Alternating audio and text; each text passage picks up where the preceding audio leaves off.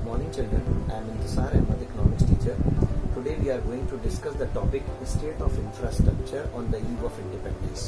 यानी इंडिपेंडेंस से पहले हमारे देश की इंफ्रास्ट्रक्चर की क्या पोजीशन थी।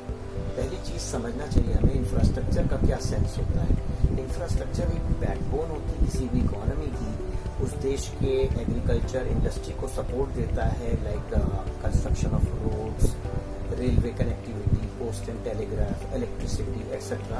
ये वो सारी बेसिक फैक्टर्स होते हैं, बेसिक फैसिलिटीज होती हैं जो भी किसी भी देश के एग्रीकल्चर और इंडस्ट्री को डेवलप होने में मदद देती है। तो उस समय क्या पोजीशन थी, that we have to discuss. सबसे पहली चीज जो उन्होंने फोकस किया, that is the construction of roads, यानी जो अच्छी क्वालिटी के रोड्स वगैरह बनाए गए थे, that was to connect the industrial centres with the ports and to connect the main cantonment areas with the cities and town। Main purpose उनका ये था कि अपनी आर्मी को डिप्लॉय इजीली किया जा सके, कि कहीं किसी इलाके में मान लीजिए कोई रिवोल्ट हो रहा है और जिसको क्रश करने की जरूरत है, तो अपनी आर्मी को वहां भेज सके इजीली, जिससे कि वहां पर कंट्रोल पाया जा सके। इस मकसद से उन्होंने रोड की कनेक्टिविटी दी थी। उनका हरगिज ये कोई मोटिव नहीं था कि हम विलेज को सिटी से कनेक्ट कर दें जिससे किसानों को आसानी हो अपना प्रोडक्ट मार्केट में लाकर बेचने में। उनका सिर्फ और सिर्फ पर्पस यही था कि on one side they want कि जितने भी इलाके हैं उनको आपस में इस तरह से कनेक्ट करें जिससे आर्मी को डिप्लॉय करना आसान हो जाए। सेकेंडली, जो भी पोर्ट्स हैं यानी जहां से एक्सपोर्ट इंपोर्ट किया जा रहा है, उनको इंडस्ट्रियल सेक्टर्स तक कनेक्ट किया जा सके। थर्डली, ये पर्पस था कि जैसे आप जानते हैं कि ब्रिटिशर्स जो थे वो ठंडे इलाकों के रहने वाले लोग थे, तो जब इंडिया में वो आके रहते थे तो ड्यूरिंग समर सीजन उनको सरवाइव करना बहुत मुश्किल होता था, टेम्परेचर ज्यादा होने के कारण। तो उन्होंने रोड्स बनाए थे, हिली एरियाज में कनेक्ट किया था इनएक्सेसिबल रीजन्स को बाकी प्लेसेस से, जिससे कि ड्यूरिंग समर वो अपनी समर कैपिटल को शिफ्ट कर सके। तो इसलिए आप देखिए जो ब्रिटिश पीरियड के रोड्स बने हुए आज भी जिनको गवर्नमेंट अब मेंटेन कर रही है, एक्सपेंड कर रही है, जैसे आप दार्जिलिंग ले सकते हो, नैनीताल, मसूरी, आपका शिमला, डलहौजी एक्सेट्रा, ये सब कंस्ट्रक्ट करने का उनका मकसद यही था कि वो और उनका परिवार जब गर्मी ज्यादा पड़ेगी तो उस गर्मी से बचने के लिए वो उन हिली एरियाज में शिफ्ट कर सकें और वहां से अपनी वर्किंग को ऑपरेट कर सकें, कैपिटल को ऑपरेट कर सकें। तो इस पर्पज से उन्होंने ये रोड बनाए थे। हरगिज मकसद डेवलपमेंट ऑफ विलेजेस या connectivity of village, city and town से नहीं था। Then second point comes railway. इसको हम एक कंट्रीब्यूशन तो मानते हैं क्योंकि उन्होंने 1850 में हमारे लिए रेलवे इंट्रोड्यूस किया, जो कि एक बड़ा अचीवमेंट था, जो कि हो सकता था कि अभी 40-50 साल तक और रेलवे हमारे देश में ना आता। तो एक योगदान तो उनका था, लेकिन इसमें भी उनके पीछे एक मोटिव था कि रेलवे को इंट्रोड्यूस करने का पर्पस था कि क्विक मूवमेंट ऑफ ट्रांसपोर्ट शुरू हो जाए, जिससे कि रॉ मटेरियल को आसानी से पोर्ट्स तक जल्दी पहुंचाया जा सके और जो फिनिश गुड ब्रिटेन से आ रहा है पोर्ट्स के जरिए इंडस्ट्रियल सेंटर, मार्केटिंग सेंटर तक इजीली पहुंचाया जा सके। इस पर्पस से उन्होंने रेलवे की कनेक्टिविटी दी थी।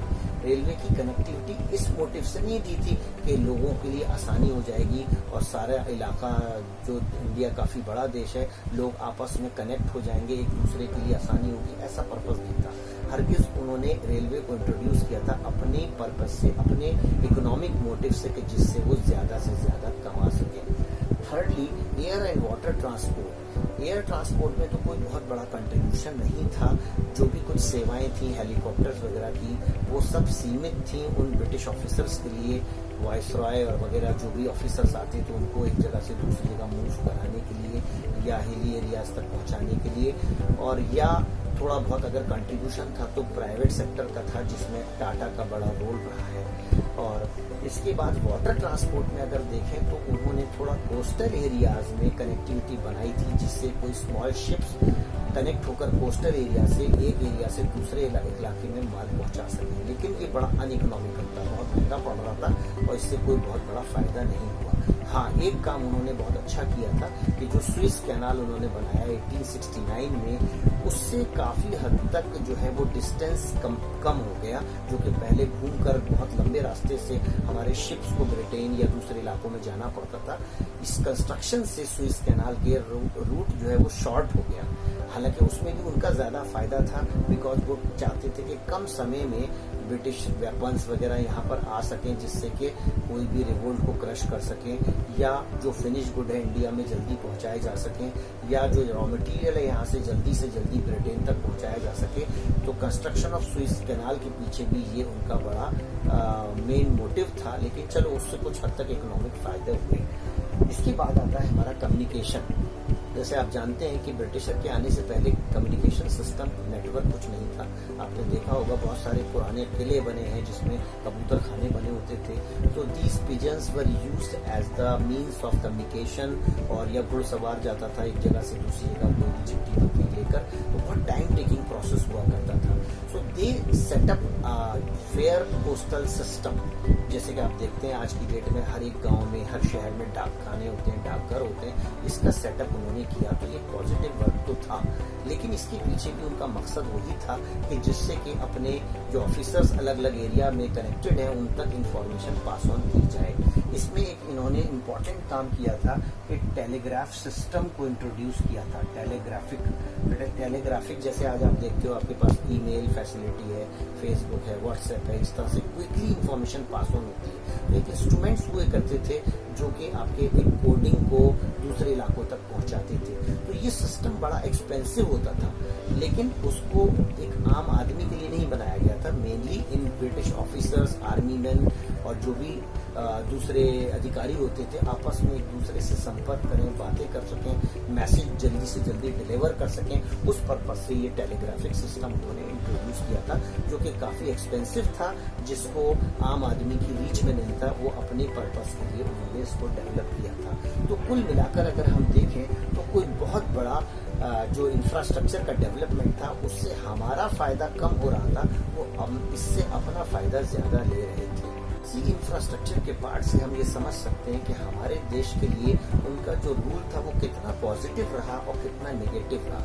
अगर हम एक एक इंफ्रास्ट्रक्चर को उठा के देखें, जैसे रेलवे को ले लें, तो रेलवे पॉजिटिव सेंस में हम कह सकते हैं हमारे देश के लिए कि दे इंट्रोड्यूस इट अर्ली।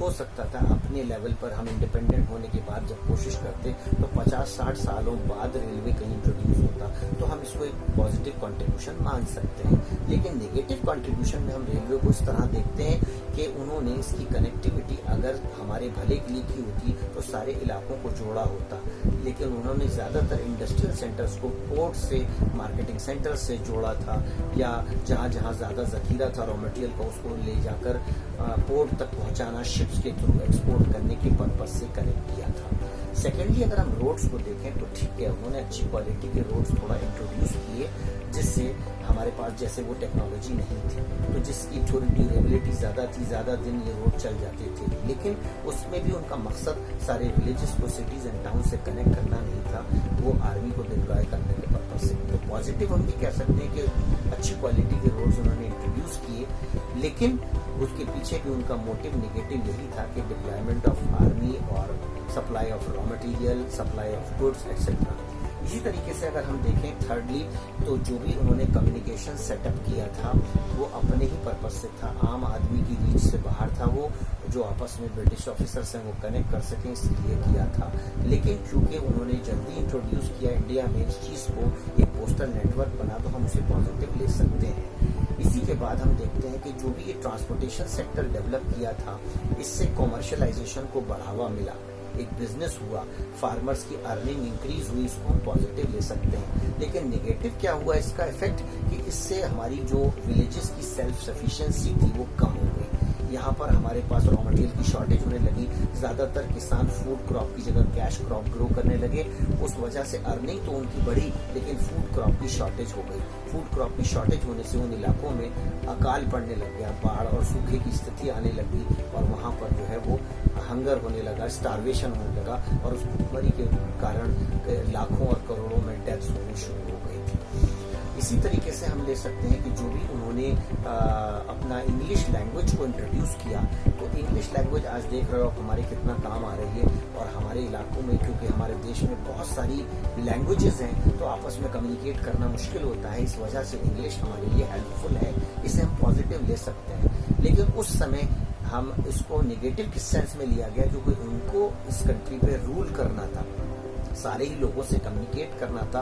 उनके लिए मुश्किल था कि सारी लैंग्वेजेस को सीखें। इसके बजाय उनको ये आसान लगा कि अपनी लैंग्वेज हम इंडियंस को दे दें, तो वो उनको सिखा देंगे, तो हमारे लिए उनसे कम्युनिकेशन आसान होगा, जिससे हम उन पर शासन आसानी से कर सकेंगे। एक अच्छा आर्किटेक्चर उन्होंने डेवलप किया, ये इंट्रोड्यूस किया। जैसे आज भी आप देखो पार्लियामेंट हाउस है या यमुना ब्रिज है, जो लोहे का ब्रिज आयरन का बनाया गया, वो आज भी है। तो एक अच्छा आर्किटेक्चर उन्होंने इंट्रोड्यूस किया, जिसको हम पॉजिटिव ले सकते हैं। ठीक है, कि जैसे आज की डेट में आप देखते हो कंस्ट्रक्शन कितना खराब क्वालिटी का होता है कि उद्घाटन होने से पहले ही ब्रिजेस टूट जाते हैं। तो ऐसी पोजीशन उस समय नहीं थी, तो इसको हम एक पॉजिटिव कंट्रीब्यूशन दे सकते हैं। एक पॉजिटिव कंट्रीब्यूशन हम इस चीज को दे सकते हैं कि जो एक हमारी एक वाटर टाइप की इकोनॉमी थी, या जहां पर हम डिफरेंट मॉनेटरी सिस्टम ऑब्जर्व करते थे, उन्होंने एक combined uniform monetary system introduce किया।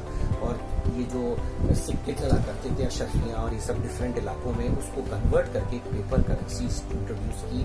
तो this unified the whole country, और उससे हमारा जो एक्सचेंज प्रोसेस है वो काफी इजी हो गया। तो इस तरह से हम कंपेयर करके बता सकते हैं कि कुछ हद तक कंट्रीब्यूशन पॉजिटिव भी था, but overall if you see हमारा नेगेटिव कंट्रीब्यूशन ब्रिटिशर्स का ज्यादा रहा है। I think I made you this topic clear. Thank you.